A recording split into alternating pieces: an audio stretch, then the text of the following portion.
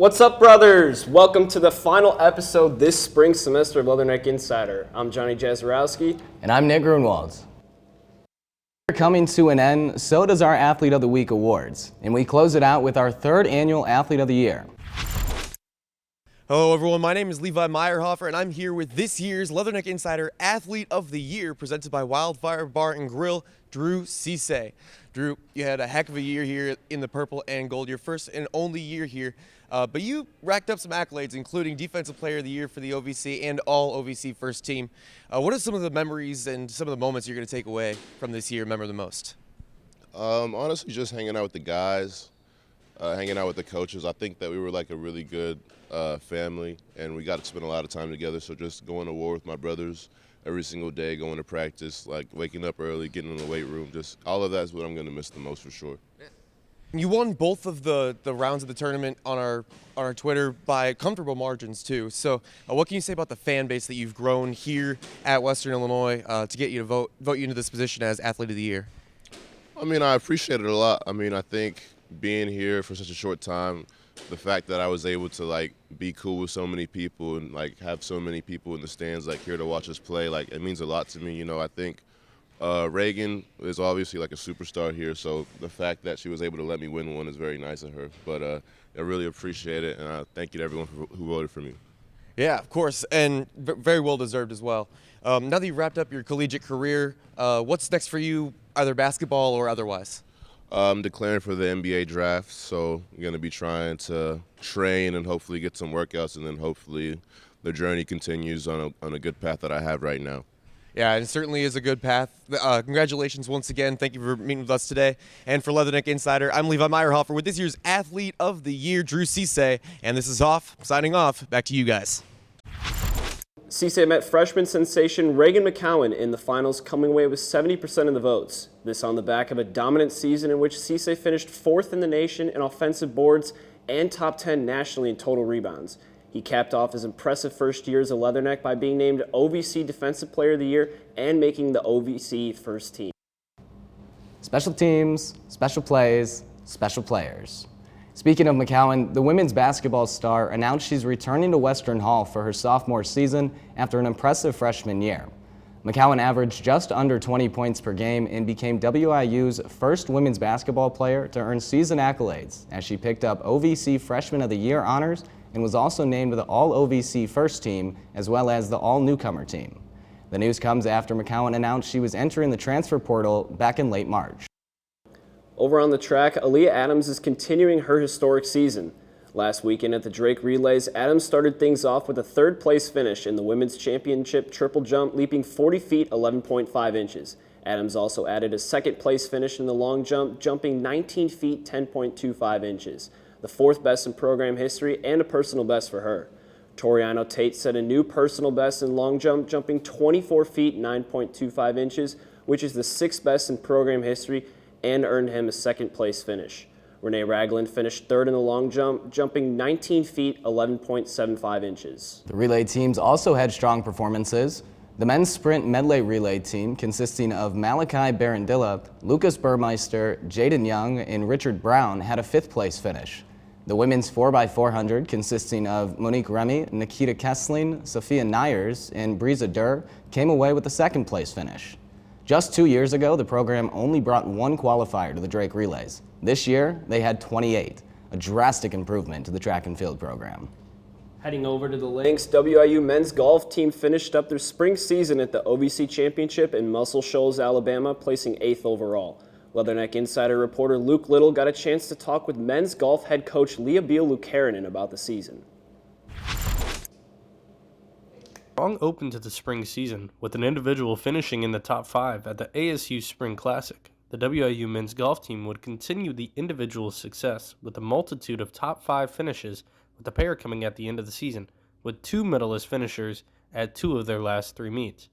Head coach Leah Beal-Lukarinen talked about what she saw from her team this season and what improvements can be made over the summer break. Well, we had a lot of great adjustments this spring. Stroke averages dropped by several shots for 3 or 4 players, so that was exciting to see. I think some of them just needed to get used to Division I golf and what it's all about. The team makes an incredible amount of birdies, so we definitely want to keep doing that. What we're starting to do a better job of toward the end of the season is not giving those back. So not making the doubles and not making maybe the silly mistakes. We're really determined to play aggressive, but I think sometimes we don't know when to just take the bogey and move forward. The Leathernecks, after a great performance from their underclassmen this season, prepare to add 3 more in the fall. Here's Coach Luke Harrinen's expectations for the new freshmen. But I am excited about the 3 men joining us, all experienced tournament players. 2 of them are in their senior season right now, and one was already the Iowa Golfer of the Year in his senior season. So I anticipate them playing plenty of tournaments and really being ready to contribute. So I'm looking forward to seeing what they can do for us. Reporting, I'm Luke Little. Thank you, Luke. The Leatherneck golf team is off for the summer break, but will be back in action next fall. Coming up next, we head over to the Diamond, where the baseball team won their 3rd series of the year, and we'll also hear from WIU softball assistant coach Colin Hopkins. Don't go anywhere.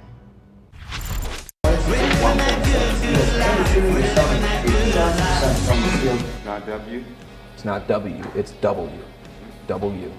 W. That's what I've been stressing out about the most so far. It's saying W because I know it's something you're going to say there. Yeah, we've been there. They're like, we're waiting on, what are we waiting on? They haven't said it. So we're ready to go, we can start.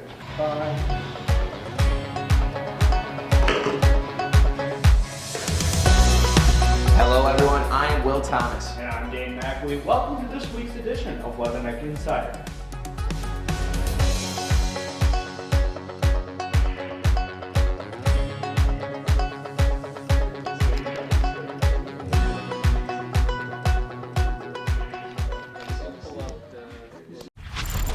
Welcome back. After being on the road last week, the Western Illinois baseball team was back at home to take on the Bradley Braves this past Tuesday. Taking a look at some of the highlights, starting in the top of the second, no score, 2 men on. It's Nick Hosey with a 2 RBI double towards center field to give the Braves a 2-0 lead. Fast forward to the top of the third, 6-0 Braves. It's Michael Malott sending one out to left field, 7-0 lead. That was Malott's 2nd home run of the season and his only hit on the day, as he finished 1 for 4. Still in the top of the third, 1 man on, and it's Nick Hosey again, this time a 2-run shot to deep center field to extend the Braves' lead to 9. This was Malott's 1st home run of the game. He ended up with 2 home runs on the day. Fast forward to the bottom of the 5th inning, Justin Jang with the bases loaded, grounds out to the pitcher, which is advancing all the runners, and Grant Palmer goes home to score to put the Necks on the board. Western would then lose in a mercy rule with a score of 16-1. The Leathernecks are currently in the middle of a 3-game series against Little Rock today at 2 p.m. and Sunday at 1 p.m. In last weekend's series victory, Leatherneck pitcher Jason Buell earned OVC Pitcher of the Week for his performance in Saturday's 7-1 win over Lindenwood. Buell's honor is his first and Western Illinois' first Pitcher of the Week since joining the OVC. Buell went the full 9 innings, the first complete game by a Leatherneck since 2022. He struck out 5 and allowed 5 hits while giving up 1 earned run. The Leathernecks play Game 2 of a 3-game series against Little Rock at 2 p.m. this afternoon, and then close out their weekend with Game 3 at 1 o'clock tomorrow. WIU softball is wrapping up their spring season and is looking forward to the recruitment process for next season. Leatherneck Insider reporter Kobe Blackman got a chance to speak with assistant coach Colin Hopkins. WIU softball is wrapping up their spring season. I got a chance to speak with assistant head coach Colin Hopkins on his thoughts on the first season in the OVC and play from his team. Yeah, so I mean, obviously this is our first year in the OVC, so being able to use the knowledge that we've gained of like our opponents in conference and stuff like that, it's going to be a huge part of going into next season now, like as me and Elisa kind of understand what we need to focus on, maybe something a little bit different as opposed to like things that we focused on in the Summit League, and just kind of building on that, and then seeing at this point in the year some of our athletes seeing some of that success and that process break through all year, and then hopefully building on that through the summer, into next fall, and into next year. Hopkins also likes the passion and play from the younger players on the team. Just that overall, passion that I knew that we had in that recruiting class. A lot of them, we recruited them that they were hard workers on their team, and they had to fight and scratch for any playing time that they can get. So we knew coming into the year that this younger group was going to be a bunch of tough players, and it's good to see that kind of showing through, and all of their hard work building into seeing success at the collegiate level. I'm Kobe Blackmon, reporter from Leatherneck Insider.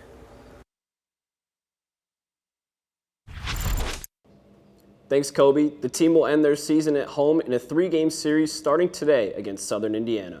Heading over to the Gridiron, where the Leathernecks had 2 former players receive NFL training camp invites. J.J. Ross and Nick D'Ambra received camp invites.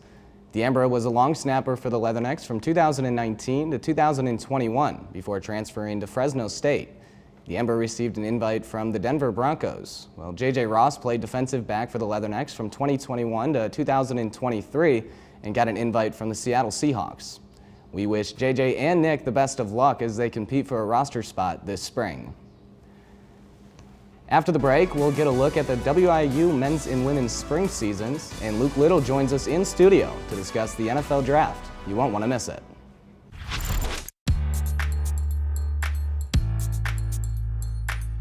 Your vision. My goal is to work at a top 100 television station as a reporter, anchor, and a producer. Our mission. Thanks to Western, I have a resume that would beat out most students from the top journalism schools in the country. This is Western Illinois University. I am a success story. I am a Leatherneck.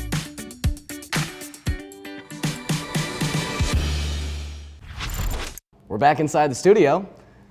The fall season is still a couple of months away, but our reporter Abdoulaye Moussa Doucouré has the insight on WIU's men's and women's soccer spring seasons. Take it away, Moussa.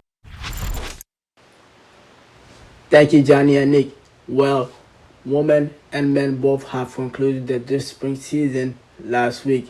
The women have played more games this spring season than they did last year due to some unforeseen circumstances and weather reasons. This year, however, they have played a total of 7 games against the following team, which include Drake University, Truman State, Quincy University, and Valparaiso was on the list as well. As for the coming fall season, the women have only one goal set ahead, and this is the goal. They want to make it to a conference tournament. They want to win more games at home. They want to win more games on the road. And I think our schedule next year is conducive to allowing us to do that. I think next year will be a lot of fun, very competitive, and that's what we're looking for. I mean, they are ready for the fall season. We can talk about this all along, but let's go over to the men's side. For the men, they have played a total of 6 games with a record of 2-2-2. The 2 games they won against Culver, Stockton, and Oakton, and the 2 tie was against the Southeastern University and University of Illinois at Springfield, and they lost the last 2 games against Quincy and Bradley. This is all I have for you guys for the recap for the spring season. I mean, I can't wait to see what the fall season have for us. Thank you, Moussa. We can't wait to see what both the men's and women's squads have to offer in the fall. The WIU volleyball team has been out of season for a few months, but they stayed on the court throughout the spring. They got back in their competitive spirit again over the last few weeks with a trip to Northern Iowa. They were back home last Friday to host Quincy University to close out their spring games. This was the final time the graduating seniors played as Leathernecks. We look forward to watching these returning athletes back on the court in the fall. We now turn things over to Leatherneck Insider reporter Luke Little, who joins us in studio. Luke, what do you have for us? Well, guys, the 2024 NFL Draft has officially concluded, and it was a very eventful year with multiple records being broken.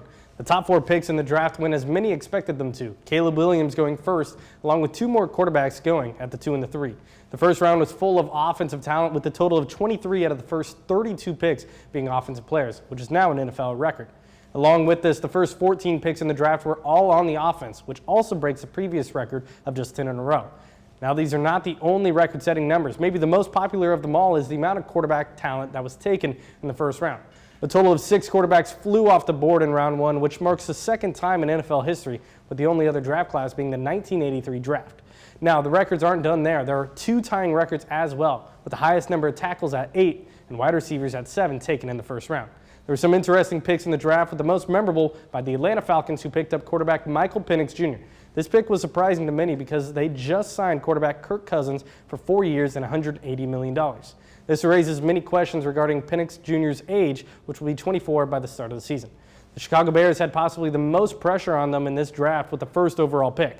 The Bears would go on to put on a master class of picks with Rome Odunze at 9, possibly the best player in this draft with the 122nd pick in Torrey Taylor.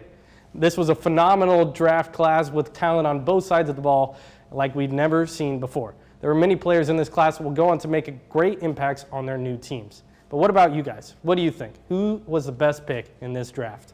I'm going to have to go with Dallas Turner at 17. I thought he was going to be a top 10 pick, to potentially going to Atlanta at number 8, but he fell in the draft, and I'm glad that the Vikings were able to trade up and take him.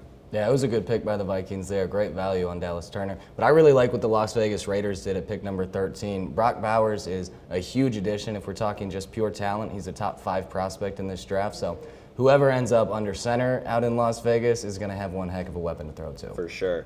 We're going to take a quick break, but on the other side, we'll take a dive into Macomb High sports in our final episode of Short Takes. Western Illinois University. Our beginnings in 1902 focused on providing affordable teacher education training. We've changed with the times and excelled through the years. Today, Western is positioned for the next 100 years and beyond. Affordability of diverse academic programs, outstanding learning opportunities, and hands-on experiences provide excellent job placement for our graduates. This is Western, forever Western. Thanks for sticking with us. Heading over to Macomb High, where the Bombers softball season is coming to a close. The girls are currently in the middle of a 5-game road trip, which included a 22-0 win over Peoria Heights back on Tuesday, April 30th. Taking a look at their upcoming schedule, they'll be at Brimfield on May 7th at 4:30 p.m. Then they head home one final time this regular season on May 11th to host Ridgewood at 11 a.m. The Bombers locked up the number 9 seed in their region and will begin postseason play on May 13th as they take on Beardstown at 4:30 here in Macomb. Good luck, Bombers. The Bombers baseball team is in the midst of a busy schedule as they finish a 4-game homestand against Brimfield today before hitting the road to close out the regular season.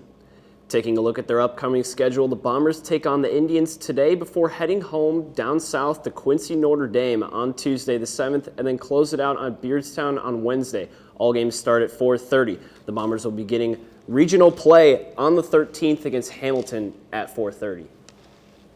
Send it over to Jalen for the series finale of Short Takes. What do you got for us, Cowboy?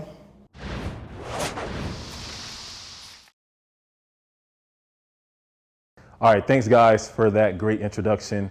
Now let's get into these topics. First, let's talk about the Bears and the Pittsburgh Steelers. Who's in the better situation? In my opinion, it's definitely the Chicago Bears and Caleb Williams. He's the number 1 pick. He has a lot of weapons, Rome Odunze, Keenan Allen, DJ Moore. He has a lot to work with offensively. They have arguably a top 10 defense in the NFL right now. And, you know, Pittsburgh, they're not in a bad situation either. They have Justin Fields and Russell Wilson battling for that starting spot at quarterback. And they fixed that offensive line. They have some big guys up there who are very physical at the point of attack. So I definitely think that the Pittsburgh Steelers are in a better situation and to protect Najee Harris as well running that ball. But the Bears, I believe that they're going to have the better record. And if they don't, you know, surpass that 7-10 record that they had last season is going to be considered a failure. And I do think that some fans and some, you know, maybe front office members are going to see Caleb Williams as, you know, arguably a bust. Now let's talk about Tyrese Maxey and the Philadelphia 76ers. Is he a supermax player? 100% he is. He's arguably one of the better young players in the NBA right now. Every time Joel Embiid does a step up to the plate, Tyrese Maxey picks up where he leaves off. He hits big shots down the stretch. You know, he's one of those type of guards that, you know, you can rely on. You know, 5 minutes left in the fourth quarter, you want him to have the ball along with Joel Embiid. So he's definitely a supermax player. Once that contract time comes up, I do think that he will be deserving of that. Now, third, let's talk about the new era in the NBA. LeBron James got eliminated by the Denver Nuggets 4-1. Kevin Durant swept in the first round by the Minnesota Timberwolves, and Steph Curry didn't even make the playoffs.